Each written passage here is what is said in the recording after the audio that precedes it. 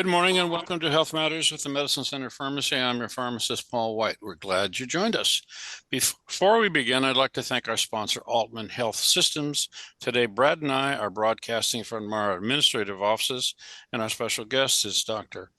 J. Evan Devillier of Aultman Alliance Family Medicine. Good morning, doctor, and welcome to the show.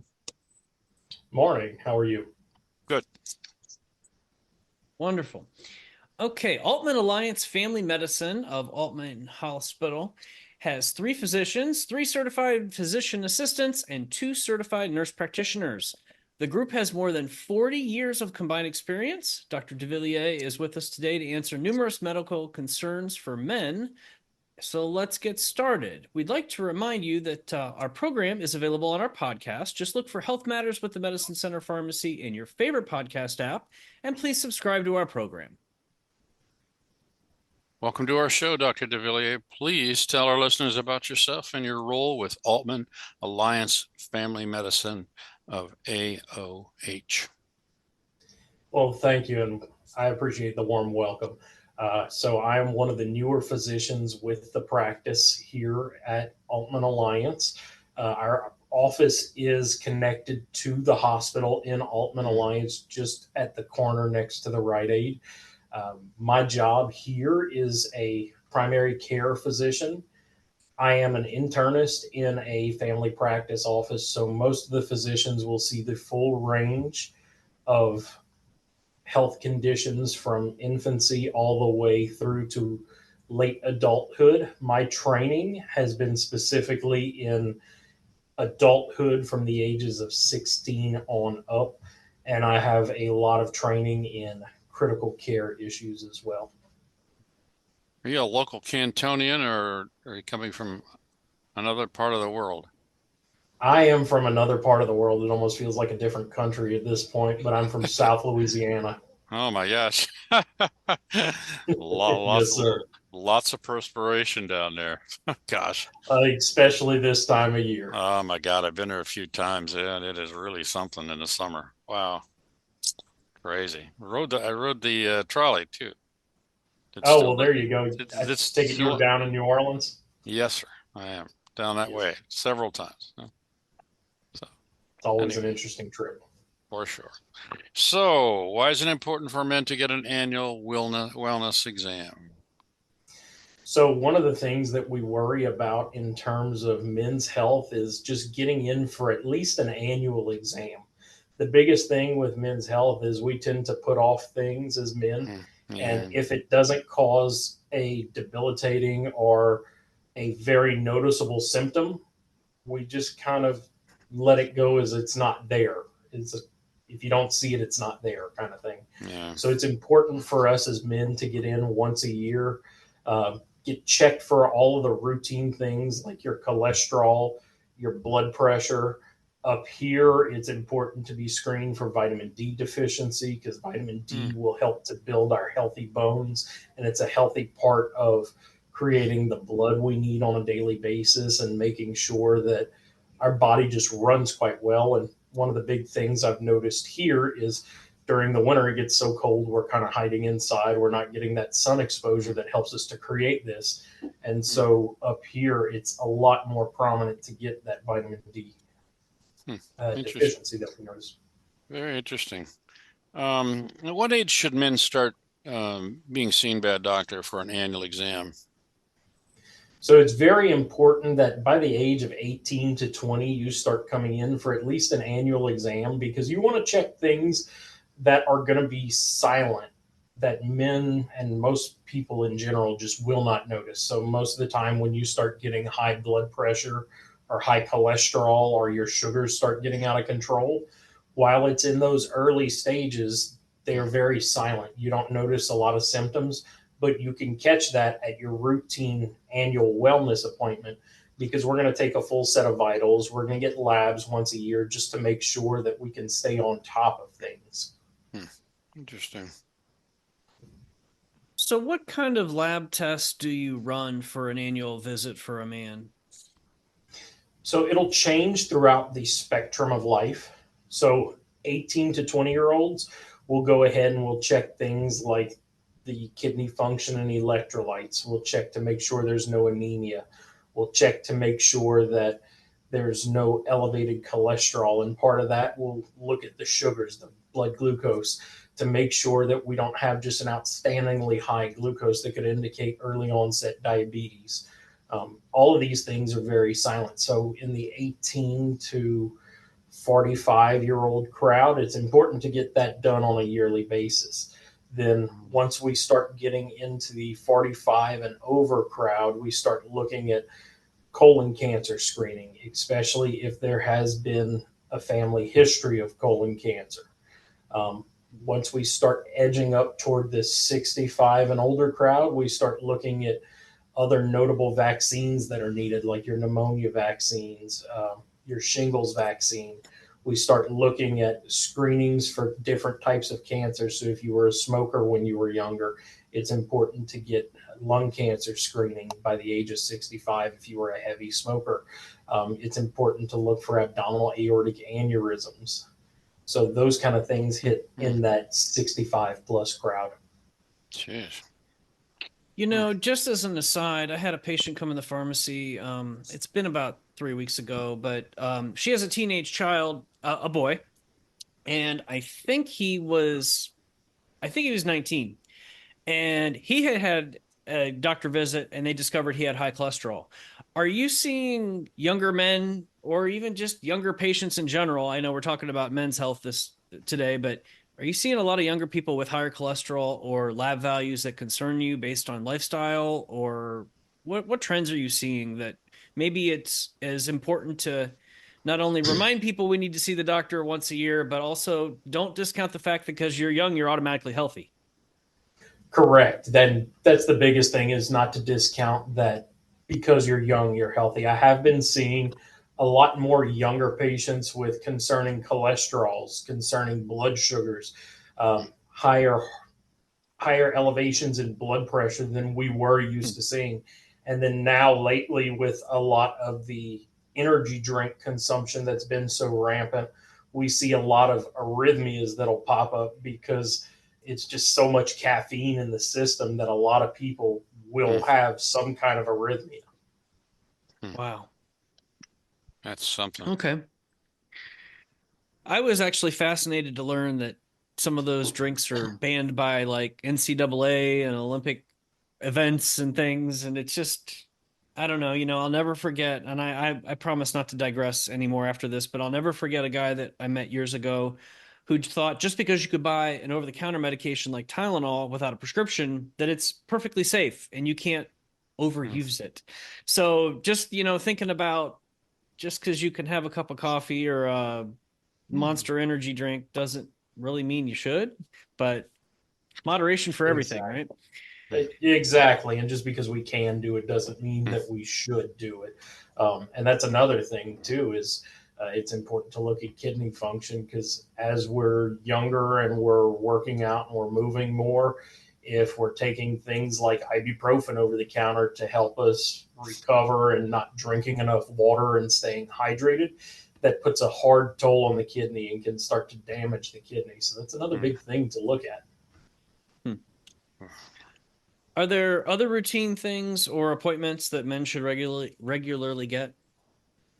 Yes, sir. So I'd encourage everyone to be seen by an eye doctor, whether it's an ophthalmologist or an optometrist, at least once a year, because vision will change slightly over the lifetime. And we want to check and make sure that things are being looked after, because our eye doctors can often see things that give us an idea of, if you're not going to a primary care doctor such as myself. I've had eye doctors refer patients to me because they're seeing signs of high blood pressure, high cholesterol, diabetes when they're doing that retinal exam. And that all is getting a patient in earlier. So it's important to do that. And then dental health is so important. So it's important to go and get your teeth cleaned at least twice a year. Dental health is connected to a lot of our overall health and our gut health. And so it's important to make sure that that's well taken care of. A lot of things start at home, if you will. What are some things that any man can do on a daily basis to, improve overall health and put health and wellness in their favor? Yes, sir. So the biggest things we can do at home to help ourselves are to get routine exercise. That's one of the biggest things is routine exercise and watching what we're eating. We want to moderate the amount of things that aren't that good for us. So fried foods, fast foods, sugary foods, a lot of carbohydrates, while they are okay in very slim moderation, we want to make sure that we're not overindulging in those things, because the fact is that if you're eating out a lot and you're eating a lot of fast food, it's got a lot of salt to it, which can in turn cause you to retain fluids. It can cause your blood pressure to elevate. And a lot of what we don't realize is even in these fast food salads, they're sneaking sugar and salt into it in the dressing. And that adds extra calories to our diet, and it adds extra things to us that aren't good, and it can damage the liver long term.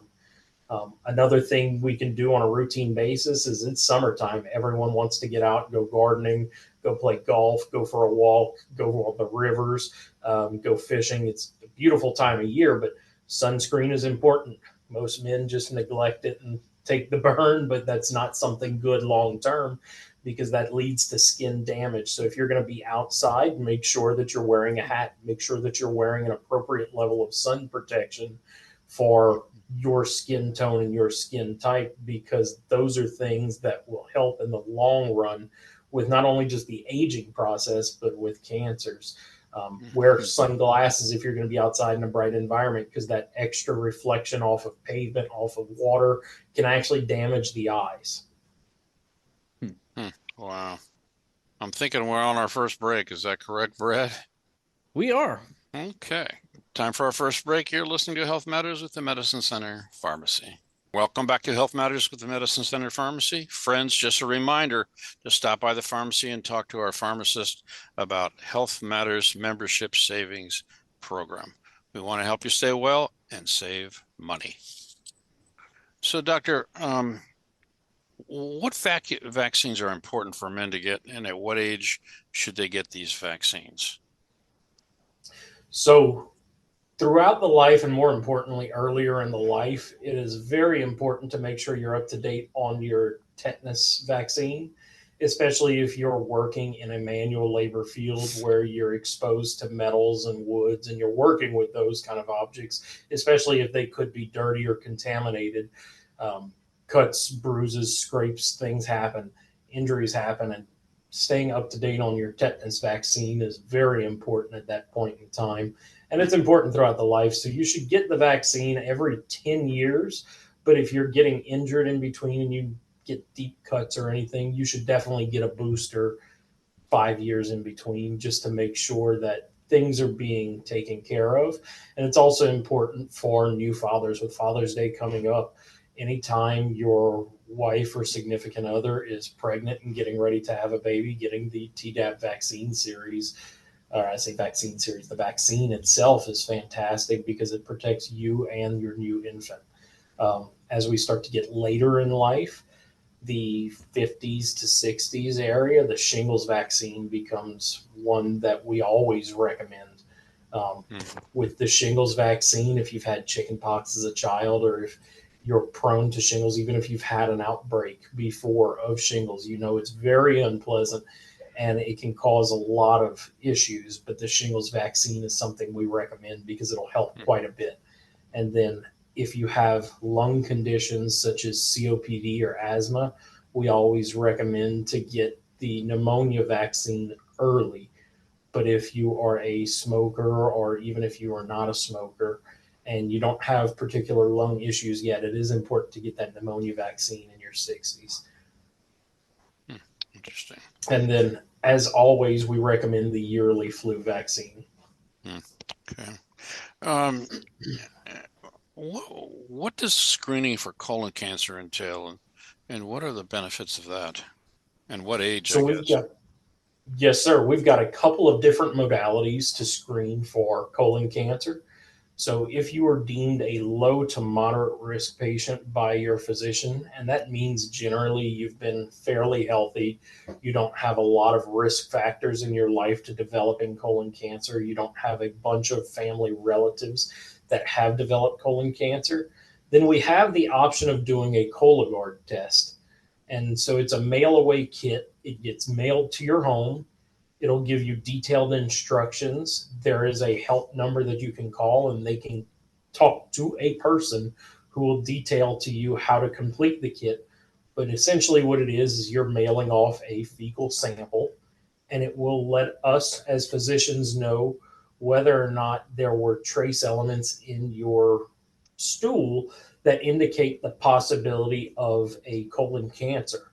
And most people find that much more pleasant than going in for a colonoscopy to screen for colon cancer because it doesn't involve the bowel prep. It doesn't involve the day off of work and the procedure, which some people can find uncomfortable.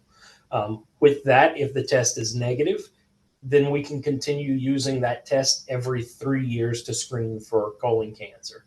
And it's a very easy, very quick thing that you can get done from the convenience of your home, just by coming into the office and getting us scheduled with you to set that up. Now, if it comes back positive, then we do have to revert to the older colonoscopy, which is the gold standard for colon cancer screening because it allows a gastroenterologist or a general surgeon who is specialized in looking at the colon to have a direct visualization of the actual lining of the colon to see if there are any spots of concern or any polyps or anything that needs to be taken out. And if they find those things, they can actually remove it, send it off for a sample, and it gives them an idea of what is going on with the colon. Now, we recommend at this point in time, it used to be 50 years old. Now we recommend 45 years old to start colon cancer screening for everyone, except for those who have a first degree relative who developed colon cancer at an early age. So that means if your mother, your father, your brother, your sister, or even a grandparent has developed colon cancer, let's say at age 50, we want to go 10 years before they developed colon cancer. So we need to start screening you at age 40. Or if they developed colon cancer and they were caught with it at age 45, then at age 35, we want to start screening you for colon cancer just to make sure that we're trying to catch it early before anything drastic happens. And it's kind of a general thing with our health is we want to catch things earlier rather than later because if we catch them earlier, we can correct course a lot easier. Mm-hmm. Jeez. Okay, what about heart disease? It's one of the leading causes of death amongst men. What can men watch for, and are there lifestyle modifications that can help? Yes, sir. So there are many things that can contribute to heart disease, even things we don't think of. So making sure that you stay on top of your sugars is a big one because getting that sugar screened on a yearly basis will indicate whether or not we are pre-diabetic or diabetic because diabetes can actually take its toll on the heart. It damages the small blood vessels, makes us more likely to accumulate cholesterol, and it causes more heart disease at a rapid rate. So that's one of the things to make sure we watch out for is our carbohydrate consumption.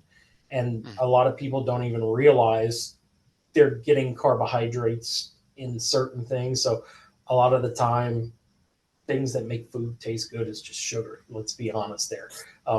And they'll sneak it into anything at the store. If you look at the label at the store at how much sugars is in different objects you buy, you'd be astonished and shocked. Or if you go to your local fast food restaurant or your favorite restaurant, and most of them have posted a nutrition fact on their different meals, you'd be surprised as to how much sugar is hidden in things.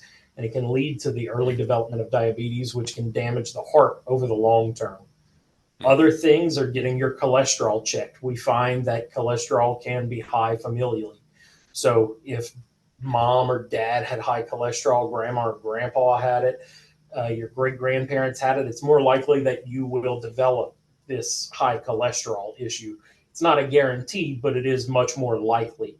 And if that is the case, we need to get you on a statin drug, which is a cholesterol lowering drug, at a much earlier age, because that long-term accumulation of cholesterol, especially if you have very high levels of LDL cholesterol and triglycerides in the body, can cause heart damage, and it can lead to heart plaques building up, and that's what leads to heart attacks. Blood pressure is another thing, because pressure being elevated over the long term causes our arteries and veins to stiffen, and when they start stiffening, they start calcifying, and it's essentially turning into bone, and so it starts to harden off and make things more likely to break off and occlude when we have these cholesterol plaques in there. Um, there's smoking is another huge one. Nicotine in the form of smoking not only damages the lungs, but it damages the blood vessels, and it's not good for the blood vessels over time. And any of that damage turns that smooth lumen into a rougher one that can accumulate bits of cholesterol and bits of plaque, and it leads to long-term health issues. Is nicotine good for anything? It's just really, No.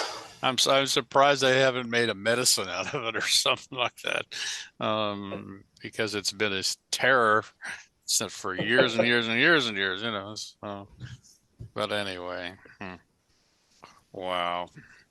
Go ahead, Brad. Well, I think we better take our news break. Okie doke. Bottom of the hour and time for the news. Thanks for joining us this morning on Health Matters with the Medicine Center Pharmacy. Okay, we are back. You are listening to Health Matters with the Medicine Center Pharmacy. I'm your host and pharmacist, Paul White. This morning we are talking to Dr. J. Evan Devillier. All right, doctor, this next question we have for you could probably take the rest of the program and then some, but I'm sure you have a way to help us answer it. And I want to talk about obesity and what you can do to help patients navigate that challenge, because it seems to be a bigger and bigger problem in our communities as we go on. Yes, sir. And obesity has been a trend, especially in the last 20 to 30 years in the United States, as fast food and eating out has become more convenient. We have moved from a more agrarian manual labor lifestyle to a more sedentary office lifestyle. And one of the bigger things with that is try and teach yourself to cook at home. One of those things that I advocate and I'll tell friends is learn how to cook at home. And I tell patients this as well, because you know exactly what's going into your food if you are the one that's preparing it. And you're also going to be more conscious as to, oh, well, maybe I don't need as much of this as I thought I did. Eat with a smaller plate. The fuller the plate looks, the more likely your eyes are to be satisfied with the amount of portions that you're getting.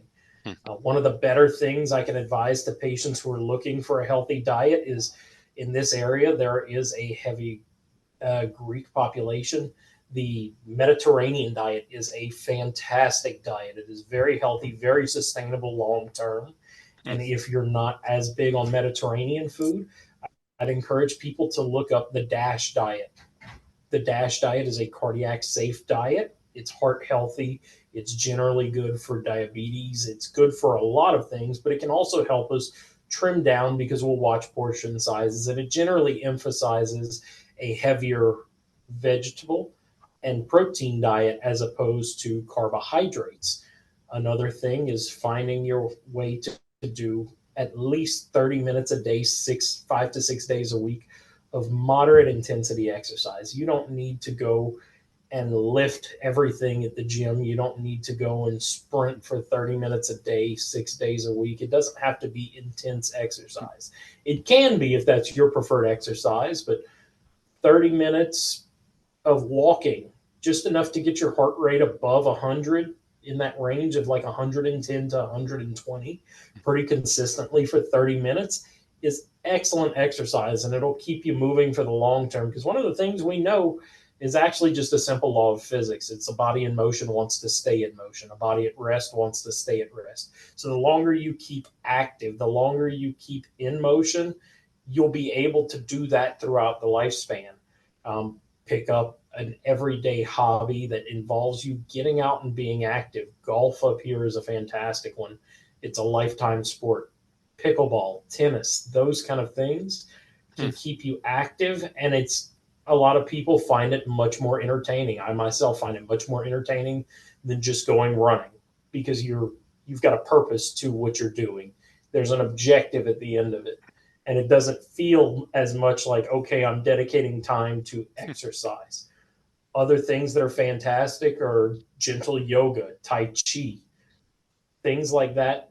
Um, there are a couple of areas out here, go out dancing, things like that, just to entertain yourself, but that get you up and moving more so than just sitting down and watching TV, are fantastic things. You know what? Everything adapts itself in our environment and everything. How's come our body hasn't adapted to all this fatty food and sugars and all the other junk that's out there? Unfortunately, I just think our bodies are not made for all that. And we all succumb to it. I mean, I myself, we all succumb to it. It's something that it tastes good. It gives us that dopamine hit. It gives us that reward of like, oh, this is really nice. Let's keep doing this. We just tend to take it to excess. But another big thing for weight loss is sleep. Make sure you're sleeping good. If you do Yeah. not sleep, your body does not restore itself. And that restorative phase is what helps us recover from muscle breakdown. It helps us to sort out where our calories throughout the day are going. And it helps with a lot of things, including emotional regulation, blood pressure management, and it can help you just feel a world of difference if you're not sleeping well. I How about check my stuff every morning, my blood glucose and my blood pressure, you know. This morning it was perfect. And There you go. that's the first time for weeks. Okay. I wish I could make it happen every day. Anyway. you mentioned, quality sleep. We often get patients in the pharmacy that are having sleep apnea diagnoses. Can you talk a little bit about that and how important it is to seek help if you're not sleeping well, or maybe your spouse is telling you that you're sound like you're snoring a lot or having other issues during the night? Yes, sir. So, depending on your insurance company, and this is something I'm pretty passionate about, is making sure you're getting enough sleep at night. So, depending on your insurance company, if your physician does have reasonable suspicion that you are suffering from sleep apnea, we can have the option now to do in-home sleep studies. So the older way of having to go into the hospital overnight, be hooked up to wires, be monitored as you try to sleep in an uncomfortable hospital bed that's unfamiliar to you and is just a task and a half to do, is something that we can skirt around now because we have these at-home sleep studies that a lot of the time is the equivalent of just wearing an Apple Watch to bed. And so you sleep in your own bed, you sleep on your own time. You're not on someone else's timer that says, okay, well, you've got 30 minutes now to fall asleep. And then you've got to sleep all night, but I'm sorry, we've got something in your nose. We've got probes on your head. We got probes on your chest, on your legs. This is just, okay, put on this watch, go to bed whenever you feel like it. And we'll monitor this remotely. So it's a lot easier to get it checked these days, although some insurances do not allow for that. So the traditional study will be required. But things to look out for are, if someone's telling you you snore excessively loud when you sleep, if you're waking up tired, if you find yourself constantly needing that midday nap, if you have a day off and you're not doing too much, do you fall asleep just in front of the TV real easily? One of the major signs that people notice when they're having sleep issues, aside from just feeling a little more tired, feeling like they just don't have the endurance they used to, men will complain a lot of the time of a headache really early in the morning. And what's causing that is you're not getting enough oxygen throughout the night, and it hurts to not have that much oxygen. Bigger things to worry about with that are, if we are overweight, the more weight we carry, the more likely we are to have sleep apnea issues. One of the things you can look at as a man is most men's dress shirts go by a collar size. If that collar size is getting above a 17 or an 18, and you've had someone telling you, oh, you snore quite hard when you sleep and you gasp when you sleep, or if you even notice you wake yourself up quite often gasping for air, or you have that morning headache right when you wake up, if you find yourself kind of drifting off when you're driving frequently at red lights when you stop and you're like, oh man, I could use a nap. If that midday nap is something you really need, then talk to your physician about this, because we can always run what we call a stop bang score that takes into account your age, your gender, your body habitus, because those are things that make it more or less likely to have sleep apnea. And if you get tested, I encourage you to follow up with your sleep physician or your family physician about this, because we can set you up with an AutoPAP, BiPAP, or CPAP, depending on your need. And you would be surprised what a great night of sleep can do for your overall health. It takes a lot of pressure and strain off of your heart, making heart disease something to watch out for. If you have uncontrolled blood pressure, it's another thing to look out for. If you're on 3 medications for blood pressure and you're still having high blood pressure, ask your physician about sleep apnea, because sleep apnea is one of the leading causes of uncontrolled hypertension despite the use of maintenance medicines. And with the treatment using a CPAP, BiPAP, or AutoPAP, we can often get patients' blood pressure down and take them off of medications, which is generally everyone's goal. No one likes to get up and take pills. So if we can get people off of those medications by treating things like sleep apnea and weight, patients do much better in the long term. Wow, interesting. Well, we're coming up on our last break here, but real quick, I wanted to touch on you talked a lot about lifestyle modifications for weight challenges and things like that. Is there anything you use or recommend in your practice, depending on the patient's situation, for medication or like a professional program to help patients manage their weight and their weight loss? So we do have access through the Aultman system to dietitians, which is always fantastic to look at, because we can go and have a patient evaluated by someone whose whole job and whole training is to look at diet and decide what is healthy for the patient's particular needs. Because some patients will say, yes, I'm not consuming all the carbohydrates and I'm not consuming all of the calories, but they're putting themselves at such a calorie deficit that the body is reacting as if they're starving. And so it's trying to hold on to all these calories. And then you've got those that are having excess calories that it's like, okay, we're not as active as to maintain our weight if we're eating 4,000 calories a day. That 4,000 calories a day is what someone who's training for a collegiate, a high school activity. That's what your track athletes, your football athletes, your swimmers, they need the excess calories. Otherwise, you just can't fuel activity.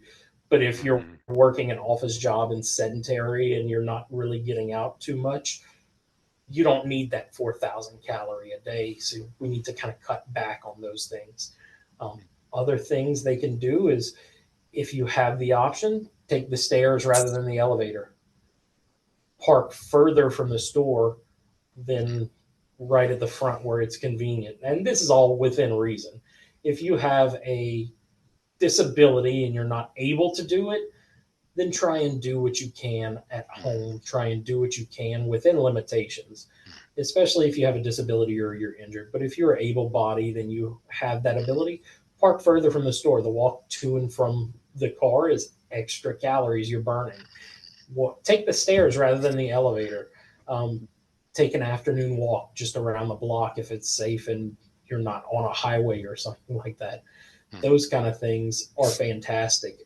Joining accountability groups. There are different groups in town. I know there are groups for seniors. There are groups for different ages. Join a local gym like a YMCA or an Anytime Fitness. It'll motivate you. Find someone to go and do that exercise with you, because having someone there for accountability is a great way to stick and build a habit. And it takes about 3 months, about 90 days to build a habit. After you're doing something consistently for 90 days, it just kind of becomes routine and habit, and it feels weird not to do it. So if you can stick to it for 90 days and build that habit, you'll have a much easier time continuing it, which will be good in the long term. Very interesting. And it is time for our final break. You're listening to Health Matters with the Medicine Center Pharmacy. Welcome back to Health Matters with the Medicine Center Pharmacy. I am your pharmacist, Paul White, pharmacist Brad White, and I thank you for joining us. Let's get back to the last segment of the show. Doctor, one of the things we hear too often in the pharmacy is that patients don't have a primary care doctor. I wondered if you could talk about how important that is, and I maybe give some resources for patients to check out so they can find a primary care doctor. Yes, sir. That is a thing that we've noticed a lot more, especially with younger patients. Younger patients generally feel invincible and they don't feel they need to be followed, but it is important to start getting followed by a primary care doctor earlier because we can check those routine screening things that, as we've said, you may not notice because it's just silent and doesn't cause symptoms at this point in time. But if left unchecked, will be a lot harder to control and a lot harder to go ahead and get treated for, such as blood pressure and cholesterol.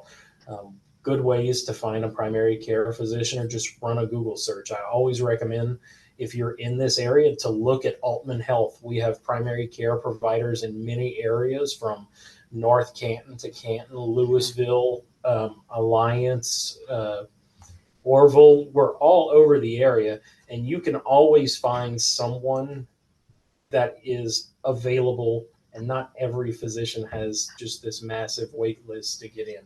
And it's good to start getting checked as early as possible because there are things that we need to keep track of for our own health and for our own longevity. Very good. Can we touch on diabetes briefly and what signs and symptoms to watch for? Yes, sir. So, in terms of diabetes, if you're noticing that you're starting to lose a lot of weight and it's not an intentional exercise and healthier diet related loss in weight, if you notice that you're becoming unusually thirsty, if you're having to use the restroom and go urinate quite frequently, if you're having to wake up 4, 5, 6 times a night to urinate, if you notice that you're getting fatigued very easy, those kind of things kind of tip us off that there could be something going on with the metabolic system, and it could just be excessive sugars.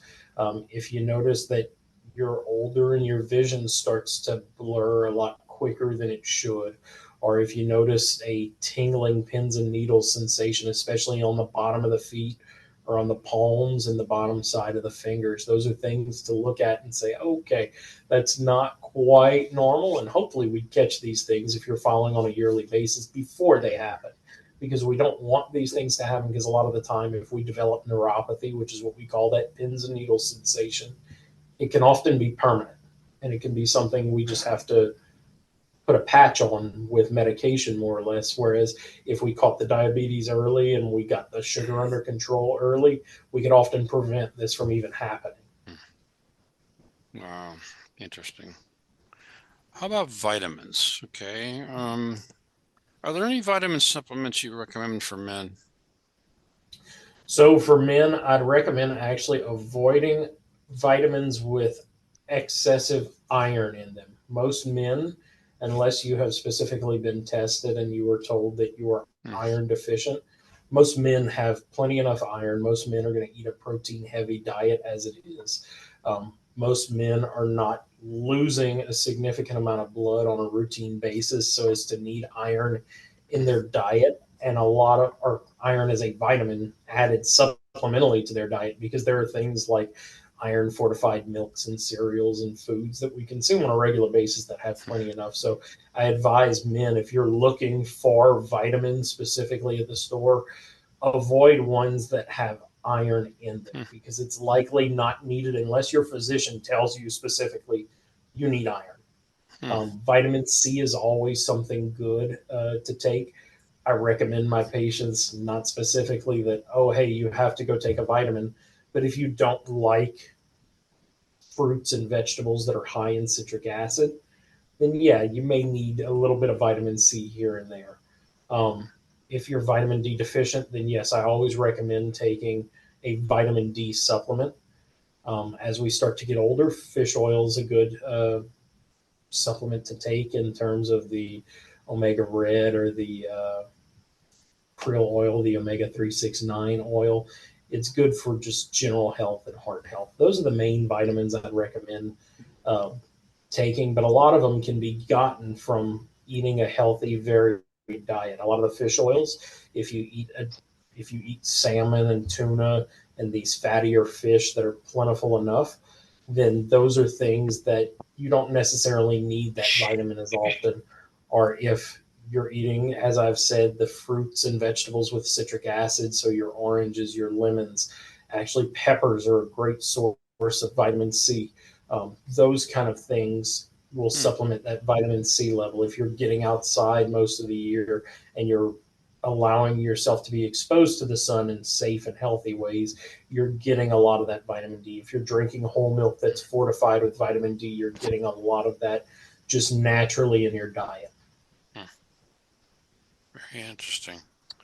What about testosterone? Should men have their testosterone checked?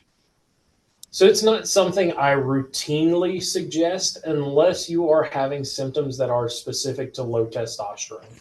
So if you're noticing a lack of libido, if you're noticing a lack in performance, if you're noticing a lot more fatigue and a quick drop off in your general muscular endurance, a lot of people will notice it because they're getting fatigued very easily. They feel well rested after sleeping at night. They're getting plenty enough good sleep, so we've ruled out sleep apnea at that point, but they're still getting that muscular fatigue to say, oh, I do a manual labor job or I do an office job. These are routine things that I do, but I notice just over the last few months it's gotten harder. It takes a lot more energy to do that. Things like that are we'll start looking and seeing, okay, is the testosterone adequate? And we do offer testosterone replacement therapy. I'm thinking we're getting a little tight here, aren't we, Brad? What is hypertension and the importance of evaluating it?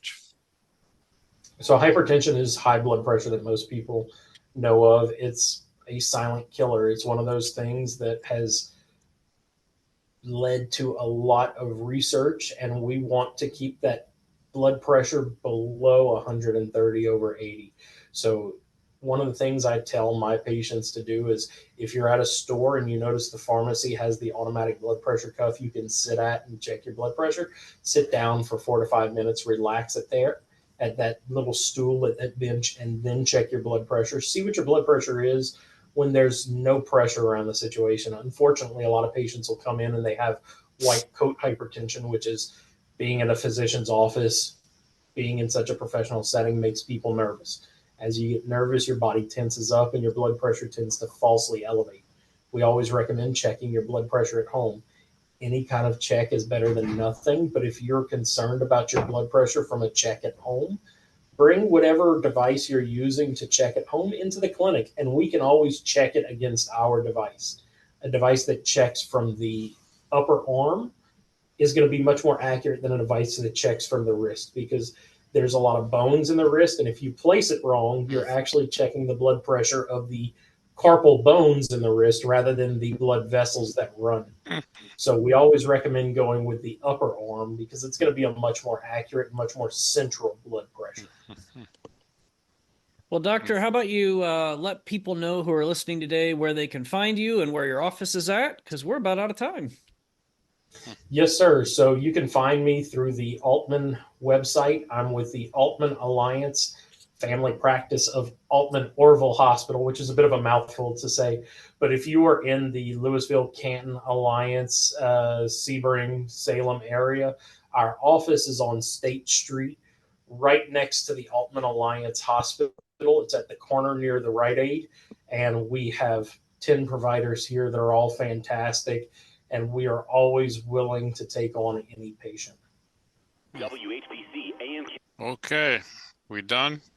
Yep, We got a lot- go ahead and close her up. We got a lot more to go. Yeah, it's good stuff. Okay, very good, Doctor. Thank you to our special guest, Dr. J. Evan Devillier. I suspect you have a medical issue. Please contact your healthcare provider. Thanks to Aultman Health Systems and our listeners for joining us on Health Matters with the Medicine Center Pharmacy. Have a healthy week, and we'll see you again next Friday right here on Newstalk 1480 WHBC. Thank you very much, Doctor. It was very good.